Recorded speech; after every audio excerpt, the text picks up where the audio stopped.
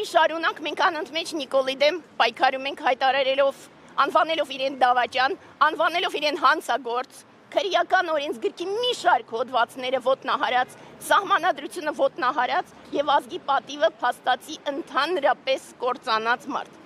Այնուամենայնիվ, այժմ ինքը այն վերջի հնարավոր գիծը հատեց, որի բացատրությունները ինքը ընդհանրապես չունի։ Այսինքն, եթե առաջ ինքը ինչ-որ բաներով փորձում էր նենգափոխությամբ բացատրություններ ներկայացնել եւ ցավոք սրտի հանրության ինչ-որ խավի վրա դա ազդում էր, ապա այժմ ոչ մի ձևով ինքը չի կարող բացատրություններ ներկայացնել։ Այդ հետո իր աջակցությունը եկեղեցու մեկ անգամ արդեն իսկ սա եղել է այստեղ։ Այո։ Բայց դրանից հետո շարունակվում են գրառումները, այսօր եւս Նիկոլ Փաշինյանը կրկին դարձել երեկեցուն արդեն վեղապահ։ Եվ ինչով եք պայմանավորում, որ այն ամենայնիվ հասարակական արձագանք չի լինում, այստեղ օրինակ դուք 3 հոգով եք։ Այո։ 3 միլիոն բնակչությունից։ Ահա, տեսեք, առաջինը ինձ համար երբևիցե քանակը խնդիր չէր։ Ցավոք սրտի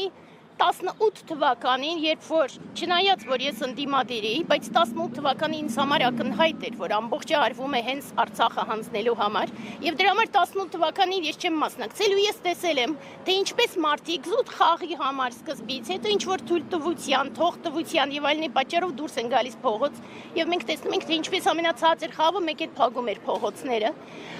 Այդպես մենք տեսանք, թե ինչպես կարողանում են ավերել ամբողջ երկիրը, երբ որ խոսում են մեծամասնությունը։ Մենք խնդիր չունենք մեծամասնությամբ։ Մենք այսքանով շատ ավելի շատ ենք ներկայացնում ազգը, քան այն մեծամասնությունը, որ ընդհանրապես թմբիրի մեջ է։ Ահա, հիմա գալով ձեր հարցին, ես մի հատ բան ասեմ, որ երբ որ հատում են կարմիր գիծը, ու երբ որ այսօր արդեն դժոխքի դեսպանն եկել է, ես մտածում սա Նիկոլի վերջն է։ Ես մտածում եմ, որ եթե հիմա ինքը ինչ-որ քայլեր չձեռնարկի, մինչև աշունել ինքը չի դիմանա։ Կրթվել է նորաձև է, ասում է ովքեր հարցեր ունեն, կարող են գալ մասնակցել, անվճար է, բոլոր հարցերի պատասխանները կստանան եւ այլևս չեն ասի, որ Շատ կներեք, եթե ինձ սխալ հասկացաք, իրա միակ ձեռնարկելը դա գնալ նստել բանտ ու ասել ես պետք է ներկայացնեմ իմ ամբողջ մեղքերը, խոստովանեմ, թե ինչքան միլիարդ ինձ տվել է Ադրբեջանը, որպեսզի ես հանձնեմ Արցախը, թե ինչ եմ արել, որպեսզի 18 թվականին կարողանամ զավթեմ իշխանությունը, թե ինչ եմ արել, թե ինչպես եմ թալանել ամբողջ Հայաստանը, սա է իր ձեռնարկության հնարավոր տարբերակ, ուրիշ ոչ մի տարբերակ ինքը չունի։ Այս պահին միակ բանը իր դա նստել Բերդ եւ ամբողջ մեղքերը քավել Բերդում։ Տիկին Էլենորա վարչապետ Փաշինյանը գրառում է արել, որ հոգևոր անվտանգության տեսանկյունից շատ կարևոր է իմանալ զավակ ունի թե չունի կաթողիկոսը,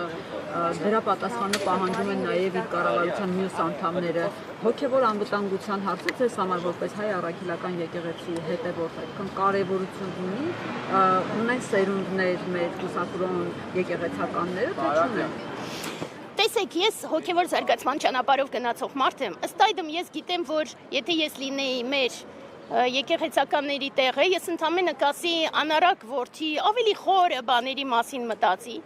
բայց քանի որ այս պահին ես զուտ հայ ազգն եմ ներկայացնում, ես զուտ որպես հայ եմ հանդես գալիս, բայց նաև որպես մասնագետ, ես գիտեմ, որ այն մարդիկ են սկսում փորփրել մյուսի ներքնազգեստը, ովքեր իրենք իրենցով եւ ոչ մի բանի ունակ չեն, եւ ըստ այդմ ես կկասկածեմ ուրեմն, որ Նիկոլի որդիները եւ զավակները Նիկոլի զավակներն են, եւ ըստ այդմ թողինք ավելի շուտ իր կեղտոտ ներքնազգեստը փորփրի եւ չհամարձակվի ընդհանրապես եւ որևէ հոգեվորականի հասցեով իր կեղտոտ բերանով մի բան խոսել։